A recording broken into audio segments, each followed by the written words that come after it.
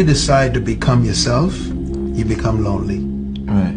Because everyone around you wants you to be like them, or they want you to be them. So when you discover that you are unique, you are special, you are important, and you decide to become who you are and achieve what you were dreaming, loneliness is the result. And I say this many times, and in my books I write about this, that every true vision only has one believer first. And it's the person who have that vision. Wow.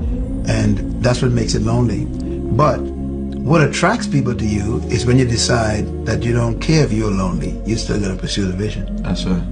So it's the desire to use your aloneness properly that makes people come to you. You're no longer alone. And so I have been alone most of the time. I'm lonely now because a leader is always lonely because they are out front. There's no one out there with them.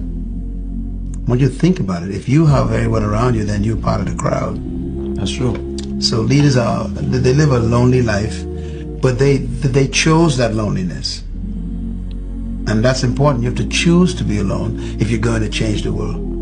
And every great leader in history, as you study them, they really found their true self when they was alone. You know, Moses was in the wilderness, Jesus Christ in the desert, Paul went to the desert, you know, and so when you pursue something that is more important than the crowd, you end up leading the crowd.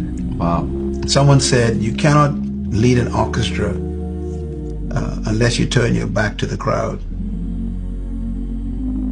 Think about it for a minute. Wow. Yeah. So if you're going to be the leader, you got to turn your back on the crowd, and then you can lead life.